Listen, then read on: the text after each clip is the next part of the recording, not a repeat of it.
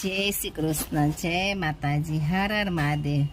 આજે દેવપોઢી એકાદશી હોવાથી ચાતુર્માસનો પ્રારંભ થાય છે। તો ચાતુર્માસમાં કયા નિયમો લેવાના હોય છે, એની વિધિ શું છે, ચાતુર્માસ કરવાથી શું ફાયદો થાય છે, તો આપણે એના વિશે આજે થોડુંક માહિતી લેશું અને આપણે ચાતુર્માસ વ્રતની કથા વાર્તા સાંભળશું। જય શ્રી કૃષ્ણ। ઓમ નમો ભગવતે વાસુદેવાય। ચાતુર્માસના કથા વાર્તા અને તેના વ્રતની વિધિ। ચાતુર્માસે તુ નિયમાય કે ચિદ ભુવિ વિશ્રુતા તાનઃ શ્રોતુમિચ્છામિ કથ્ય સ મહેશ્વર। નારદે મહેશ્વરને કહ્યું, હે મહેશ્વર, પૃથ્વી ઉપર ચાતુર્માસના વ્રતના જે કેટલાક પ્રસિદ્ધ નિયમો છે એને હું સાંભળવા ઈચ્છું છું, તો તે તમે મને કહો। વળી ચાતુર્માસ કોને કહેવાય છે, એની વિધિ શું છે, તે બધીએ વિગત કહેવાની કૃપા કરો।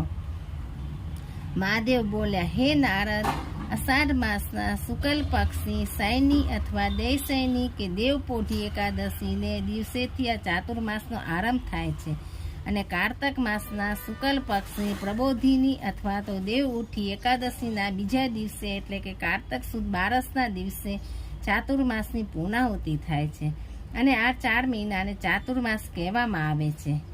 આ વિશે હું તમને વિસ્તારપૂર્વક કહું છું, તે તમે સાંભળો।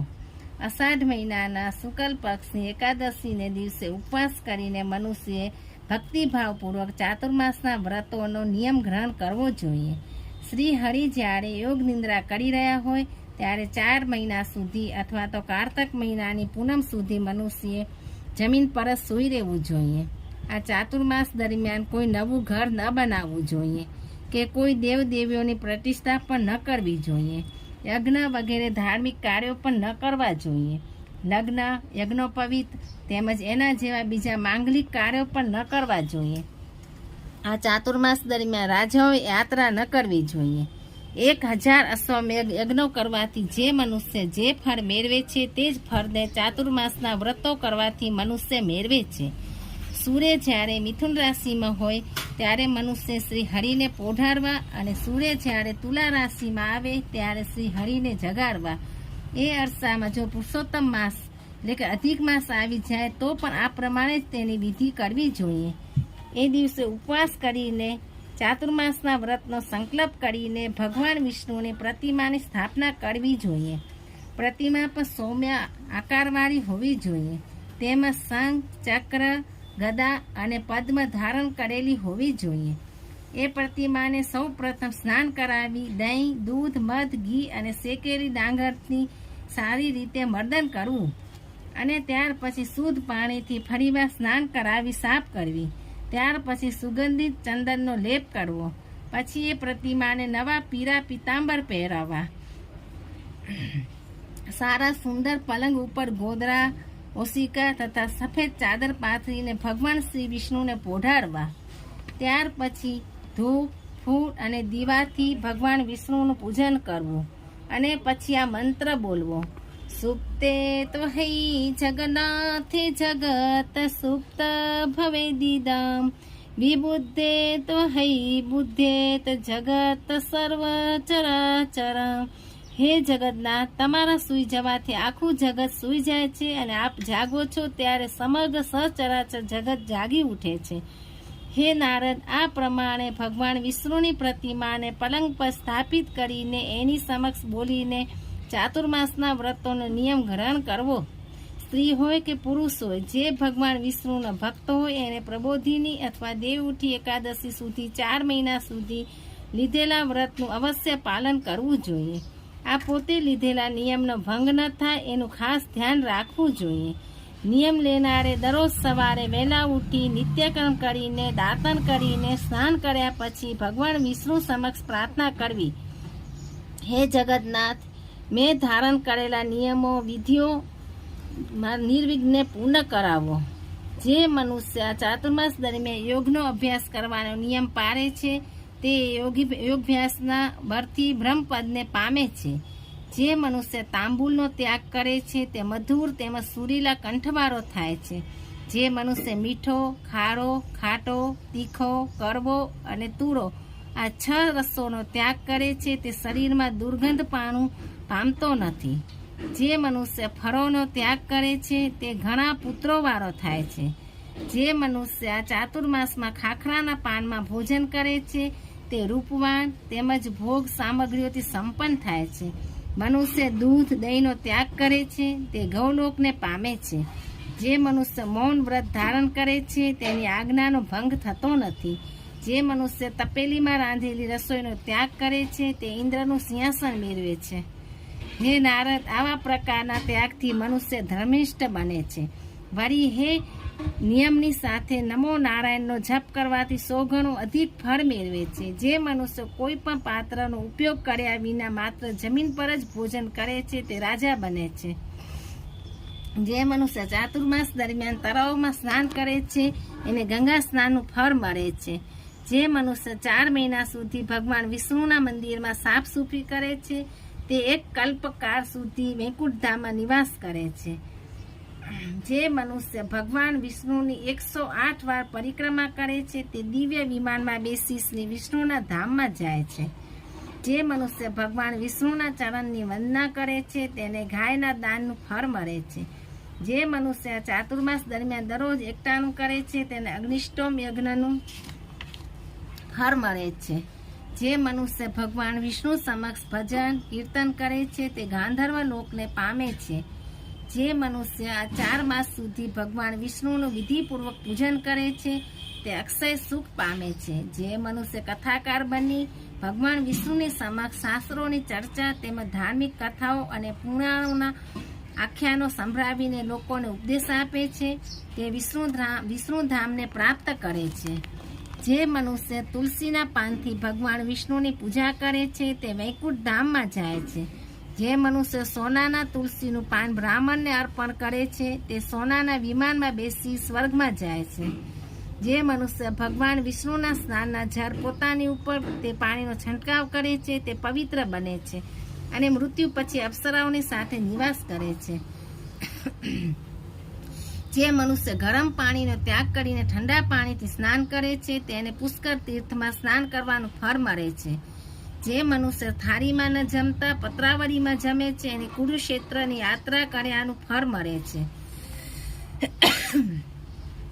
જે મનુષ્ય પથ્થરની શિલા પર ભોજન કરે છે એને પ્રયાગ તીર્થમાં સ્નાન વગેરે કર્યાનું ફળ પ્રાપ્ત થાય છે. ચાતુર્માસ દરમિયાન કાંસાના વાસણનો ઉપયોગ ન કરવો. બીજી કોઈ અન્ય ધાતુના વાસણોનો ઉપયોગ કરવો. બીજી ધાતુના વાસણો કરતાં માટીનું વાસણ ઉત્તમ ગણાય છે. જે મનુષ્ય તાંબાના વાસણમાં જમે છે અને નેમિષારણ્યની જાત્રા કર્યાનું ફળ મળે છે. જે મનુષ્ય 1 વર્ષ સુધી દરરોજ અગ્નિહોત્ર કર્મ સેવાનું ફળ મેળવે છે તે જ ફળ પત્રાવળીમાં ભોજન કરનારને મળે છે. ખાખરાના પાંદડાની પત્રાવળીમાં ભોજન કરનારને ચાંદ્રાયણ વ્રત કર્યાનું ફળ મળે છે. જે મનુષ્ય આવી ખાખરાના પાનની પત્રાવળીમાં એક જ વાર ભોજન કરે છે તે ત્રિરાત્ર વ્રતના જેટલું પુણ્યદાય છે તેમજ મોટા મોટા પાપોનો નાશ કરે છે એમ કહેવામાં આવ્યું છે. એકાદશીનું વ્રત કરવાથી જે પુણ્ય મળે છે એ જ પુણ્ય પત્રાવળીમાં ભોજન કરનારને મળે છે. એટલું જ નહીં પણ એથી એને દરેક પ્રકારના દાન કર્યાનું ફળ તેમજ દરેક તીર્થ સ્થળોની યાત્રા કરવાનું પણ ફળ મળે છે. જે મનુષ્ય કમળના પાનમાં ભોજન કરે છે એ કદી નરકમાં પડતો નથી. તેમજ બ્રાહ્મણ જો કમળના પાનમાં ભોજન કરે છે તો તે વૈકુંઠમાં જાય છે. જે મનુષ્ય ચોમાસાના 4 મહિના સુધી કંઈ પણ પાથર્યા વિના જમીન પર સૂઈ જાય છે તેને 10,000 વર્ષો સુધી રોગથી પીડાતો નથી. એને કદી કોઢનો રોગ પણ થતો નથી. તેમજ ઘણા પુત્રોવાળો તેમ ધનવાન થાય છે. જે મનુષ્ય ચાતુર્માસ દરમિયાન અયાચક વ્રત એટલે કે કંઈ પણ માંગ્યા વિના જે મળે છે તે જ ખાવાનું વ્રત ધારણ કરે છે તેને વાવ, કૂવા, તળાવો વગેરે બંધાવવાના પુણ્યનું ફળ મળે છે. વળી જે મનુષ્ય કોઈનો દ્રોહ કરતો નથી તેમજ કોઈ પ્રાણીની હિંસા કરતો નથી એને પણ વાવ, કૂવા, તળાવો વગેરે બંધાવવાનું પુણ્ય ફળ મળે છે. વેદોમાં કહેવાયું છે કે અહિંસા એ જ પરમ શ્રેષ્ઠ ધર્મ છે. તેમાં શાસ્ત્રોમાં પણ દાન, દયા અને ઇન્દ્રિય નિગ્રહ આ 3 ઉત્તમ ધર્મો કહેવાયા છે. માટે દરેક મનુષ્ય ચાતુર્માસ દરમિયાન આ ધર્મોના નિયમોનું પાલન કરવું જોઈએ. એવા મનુષ્યો ઉપર ભગવાન શ્રી વિષ્ણુ સદાય પ્રસન્ન રહે છે. આ 4 માસ દરમિયાન ભગવાન વિષ્ણુ પોઢી જાય છે ત્યારે જે મનુષ્ય મધ ખાય છે એને મોટું પાપ લાગે છે. પરંતુ જો મનુષ્ય આ ચાતુર્માસ દરમિયાન મધનો ત્યાગ કરે છે તેને વિવિધ પ્રકારના અનેક યજ્ઞો કરવાથી જે પુણ્ય પ્રાપ્ત થાય છે તે જ પુણ્યને એ મેળવે છે. જે મનુષ્ય દાડમ, બીજોરું અને નાળિયેરનો ત્યાગ કરે છે તે વૈજ્ઞાનિક દેવ થઈને આખરે વૈકુંઠ ધામને પામે છે. જે મનુષ્ય ડાંગર, જવ અને ઘઉંનો ત્યાગ કરે છે તેને વિધિપૂર્વક તેમજ દાન દક્ષિણા સહિત અશ્વમેઘ યજ્ઞ કર્યાનું ફળ મેળવે છે. જે મનુષ્ય તુલસી, તલ અને દર્ભ વડે પિતૃનું તર્પણ કરે છે એનું ફળ વિશેષ કરીને ચાતુર્માસમાં 1 કરોડ ગણું વધારે મળે છે. જે મનુષ્ય 4 મહિના સુધી દરરોજ આંબળાનું ચૂર્ણ શરીરે ચોર્યા પછી સ્નાન કરે છે એને અવશ્ય મહાન પુણ્ય પ્રાપ્ત થાય છે. વિદ્વાન પુરુષો આંબળાના ફળને પાપને હરનારું બતાવ્યું છે, કારણ કે ખુદ બ્રહ્માએ 3 લોકનું રક્ષણ કરવા માટે જ આંબળાના વૃક્ષને નિર્માણ કરેલ છે. જે મનુષ્ય ચાતુર્માસ દરમિયાન પોતપોતાના હાથે જ રસોઈ બનાવીને જમે છે તે 10,000 વર્ષો સુધી ઇન્દ્રલોકને પામે છે. જે મનુષ્ય 4 મહિના સુધી મૌન ધારણ કરીને ભોજન કરે છે તે કદી પણ દુઃખી થતો નથી. એટલું જ નહીં પણ મૌન ધારણ કરીને ભોજન કરનાર રાક્ષસો પણ મૃત્યુ પછી સ્વર્ગમાં ગયા છે. જે મનુષ્ય વાતો કરતા કરતા ભોજન કરે છે એની વાતોથી અન્ન અપવિત્ર થઈ જાય છે અને અપવિત્ર ભોજન જમવાથી એ મનુષ્ય માત્ર પાપનું જ ભોજન કરે છે. આથી જમતી વખતે અવશ્ય મૌન ધારણ કરવું જોઈએ. આમ મૌન સહિત જમવાથી એ ઉપવાસ કર્યા જેટલું પવિત્ર બની જાય છે. વળી જે મનુષ્ય દરરોજ પ્રાણવાયુને 5 આહુતિઓ આપીને પછી મૌન ધારણ કરીને ભોજન કરે છે તેના 5 પાપો અવશ્ય નાશ પામે છે. હે નારદ, પિતૃતર્પણ કે પિતૃશ્રાદ્ધ કરતી વખતે સીવેલું વસ્ત્ર ન પહેરવું જોઈએ, પરંતુ એક જ આખું ધોતિયા જેવું વસ્ત્ર પહેરવું જોઈએ. મરમૂત્ર ત્યાગ અથવા મૈથુન કરતી વખતે કમર અથવા પીઠ ઉપર જે વસ્ત્ર રહે છે તે વસ્ત્રને પણ બદલી નાખવું જોઈએ. શ્રાદ્ધ કર્મમાં તો આવા અપવિત્ર વસ્ત્રોનો ત્યાગ કરવો જ ઉચિત છે. ચાતુર્માસ દરમિયાન મનુષ્ય પવિત્ર તેમજ જીતેન્દ્ર થઈને ભગવાન શ્રી વિષ્ણુની પૂજા કરવી જોઈએ. વળી જ્યારે ભગવાન વિષ્ણુ સૂઈ રહ્યા હોય ત્યારે પાંદડાવાળા શાકભાજી, દૂધ તેમજ સીવેલા કપડાનો ત્યાગ કરવો જોઈએ. એથી મનુષ્ય કલ્પ વર્ષો સુધી નરકમાં જતો નથી. વળી જે મનુષ્ય ક્રોધ, ખોટું બોલવું, મધ તથા ધાર્મિક પર્વના અવસર પર મૈથુનનો ત્યાગ કરે છે એને અશ્વમેઘ યજ્ઞનું ફળ મળે છે. કોઈ પણ વસ્તુનો ઉપભોગ કરતા પહેલા એમાંથી થોડુંક બ્રાહ્મણોને દાનમાં આપવું જોઈએ. એમ કરવાથી તે અક્ષય બની જાય છે. ચાતુર્માસ દરમિયાન જે મનુષ્ય પીપળાના વૃક્ષની પ્રદક્ષિણા કરે છે, ગાયત્રી મંત્રનો જાપ કરે છે, ધાર્મિક આખ્યાનો સાંભળે છે, શિવ અથવા વિષ્ણુના નામની માળા કરે છે તે વૈકુંઠ ધામમાં જાય છે. જે મનુષ્ય ચાતુર્માસમાં લીધેલા વ્રતનું ઉત્તમ વિધિથી તેમજ શાસ્ત્રોએ કહેલા નિયમપૂર્વક પાલન કરે છે તે પરમ પદને પામે છે. નારદે પૂછ્યું, હે મહેશ્વર, જેના આચરણથી ભગવાન વિષ્ણુ મનુષ્ય પર પ્રસન્ન થયા છે તે બ્રહ્મચર્ય કેવું હોવું જોઈએ તે તમે મને કહો. મહાદેવે કહ્યું, હે નારદ, જે મનુષ્ય માત્ર પોતાની પત્નીમાં અનુરાગ રાખે છે અને એની જ સાથે મૈથુન કરવા તત્પર થાય છે તેને વિદ્વાનોએ બ્રહ્મચારી કહ્યો છે. પરંતુ જે મનુષ્ય પરસ્ત્રી સાથે મૈથુન કરવા તત્પર થાય છે તેને ચંડાળથી પણ હલકટ જાણવો. જે મનુષ્ય પોતાની પત્ની સાથે માત્ર ઋતુકાળમાં જ મૈથુન કરે છે તેને પણ બ્રહ્મચર્ય પાળ્યું ગણાય છે. વળી જે મનુષ્ય પોતાની પતિવ્રતા નિર્દોષ પતિનો ત્યાગ કરે છે તેને પાપ કર્મ કર્યું કહેવાય છે અને એને બાળ હત્યાનું પાપ લાગે છે. જે મનુષ્ય ચાતુર્માસ દરમિયાન સ્નાન, દાન, જપ, હોમ, સ્વાધ્ય તથા દેવપૂજન વગેરે જે કંઈ ધાર્મિક કર્મ કર્યું હોય તે બધું અક્ષય થઈ જાય છે. આ ચાતુર્માસને લગતું જે કોઈ પણ ધર્મ કહેવાયું છે તે પુણ્યદય તથા પવિત્ર હોય, પાપનો નાશ કરનાર છે. તેથી હે મુનિ, આ ચાતુર્માસને લગતું ધર્મ કર્મ સાંભળીને પણ દરેક મનુષ્ય ગંગા નદીમાં સ્નાન કર્યાનું પુણ્ય ફળ મેળવે છે. ચાતુર્માસ્યમિદં પુણ્ય પવિત્ર પાપનાશનમ શ્રુત્વા તુ લભેત પુણ્ય ગંગા સ્નાન ભવ મુને. હવે આપણે ચાતુર્માસના વ્રતની ઉત્થાપન વિધિ વિશે પણ જાણશું. ચાતુર્માસ્ય વ્રતાના ચ પ્રબભુ પાપમ વિભો ઉત્થાપને કૃતે સર્વ સંપૂર્ણ ભવતી ધ્રુવ. નારદે કહ્યું, હે પ્રભુ, ચાતુર્માસને લગતા વ્રતોનું ઉત્થાપન અને મને કહો, કારણ કે કોઈ પણ વ્રતનું ઉત્થાપન કરવાથી તે વ્રત સંપૂર્ણ થાય છે. મહાદેવ બોલ્યા, હે મા ભાગ્યવાન નારદ, જે મનુષ્ય વ્રત કરીને પછી એનું જો ઉત્થાપન નથી કરતો તો તે વ્રતનું પૂરેપૂરું ફળ મેળવી શકતો નથી. વળી જે મનુષ્ય લીધેલા વ્રતનું વિધિપૂર્વક ઉત્થાપન કરતો નથી અથવા તો લીધેલા વ્રતને અધવચ્ચેથી મૂકી દે છે તે બીજા જન્મમાં આંધળો કે કોઢિયો થાય છે. માટે લીધેલા દરેક વ્રતનું વિધિપૂર્વક ઉત્થાપન તો અવશ્ય કરવું જ જોઈએ. ચાતુર્માસ દરમિયાન મનુષ્ય જે નિયમો લીધા હોય તેમને વિધિ પ્રમાણે પાળ્યા પછી જે સમયે ભગવાન યોગ નિદ્રામાંથી જાગ્યા હોય ત્યારે પોતાના બ્રાહ્મણને સાથે રાખીને ભગવાન વિષ્ણુની સમક્ષ સૌ પ્રથમ તો ક્ષમાયાચના કરવી, ત્યાર પછી લીધેલો નિયમ છોડવો. એ સમયે વિશેષ રૂપથી એ બ્રાહ્મણને સુવર્ણની સાથે અન્નનું દાન આપવું જોઈએ, કારણ કે અન્નનું દાન દેનાર વિષ્ણુ લોકને પામે છે.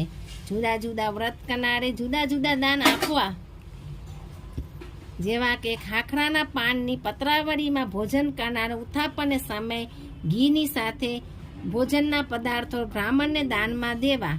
તેલના ત્યાગનો નિયમ લેનારે બ્રાહ્મણોને તેલનું દાન કરવું. ઘીનો ત્યાગ કરવાનો નિયમ લેનારે બ્રાહ્મણને ઘીનું દાન કરવું. અયાચક વ્રત એટલે કંઈ પણ માંગ્યા વિના જે માંગે તે ખાવાનું વ્રત લેનારે સોનાની સાથે બળદનું દાન આપવું જોઈએ. ચાતુર્માસમાં અરદ ન ખાવાનું વ્રત લેનારે વ્રત પૂરું થતાં વાછરડા સાથે ગાયનું દાન કરવું. આંબળાનું ચૂર્ણ ચોળીને પછી સ્નાન કરવાનું વ્રત લેનારે વ્રતના ત્યાગ વખતે 1 માસો સોનાનું દાન આપવું જોઈએ.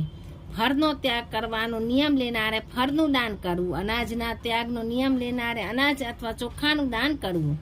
ચાતુર્માસ દરમિયાન કંઈ પણ પાથર્યા વિના જમીન પર સૂઈ રહેવાનું વ્રત લેનારે તેનો ત્યાગ કરતી વખતે ઓશિકા સહિત રૂથી ભરેલું ગાડલું દાનમાં દેવું. એકટાણાનું વ્રત લીધું હોય તો તેને બ્રાહ્મણોને જમાડવા. જેણે દહીં તેમજ દૂધનો ત્યાગ કર્યો હોય એમણે દહીં તેમજ દૂધનું દાન કરવું. ચાતુર્માસ દરમિયાન જે મનુષ્ય બ્રહ્મચર્ય પારમર વ્રત લીધું હોય તો તેનો ત્યાગ કરતી વખતે બ્રાહ્મણ દંપતીને સજોડે ભક્તિપૂર્વક ભોજન કરાવવું, ત્યાર પછી દક્ષિણો આપવી. તે ઉપરાંત શાક અને મીઠું પણ આપવું. ચાતુર્માસ દરમિયાન તેલ માલિશ વિના જ નિત્ય સ્નાન કરવાનો નિયમ લેનારે ઘી સાથે શેકેલા અનાજનો લોટ દાનમાં આપવો. મૌન વ્રત ધારણ કરનારે પૂર્ણાહુતિને સમય ઘંટ, તલ અને સોનાનું દાન આપવું. 4 મહિના સુધી નખ અને વાળ વધારવાનું વ્રત લેનારે વ્રતનો ત્યાગ કરતી વખતે દર્પણનું દાન કરવું. જોડા નહીં પહેરવાનો નિયમ લેનારે જોડાનું દાન આપવું. મિષ્ટાન ન ખાવાનું વ્રત લેનારે વ્રત છોડતી વખતે ખાંડ દાનમાં આપવી.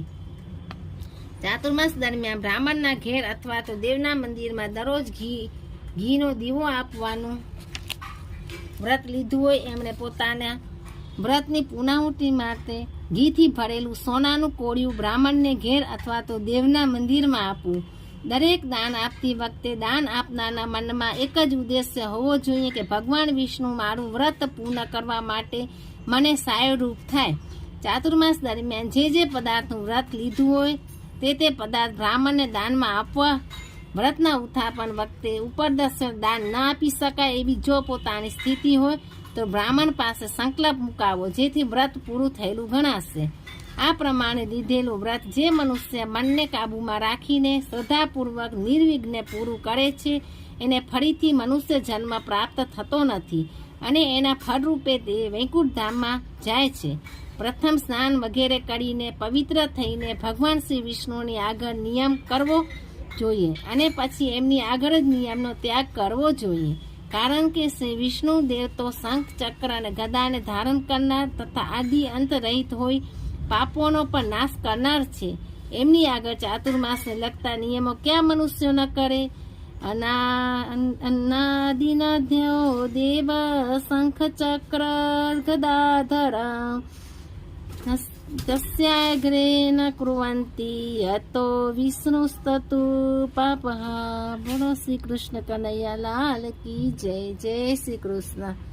હર હર મહાદેવ. હર ઓમ નમો ભગવતે વાસુદેવા. આવી ધાર્મિક કથા વાર્તાઓ સાંભળવી હોય તો આ મારી ચેનલને લાઈક કરો, શેર કરો અને સબસ્ક્રાઈબ કરો. જય માતાજી. હર હર મહાદેવ.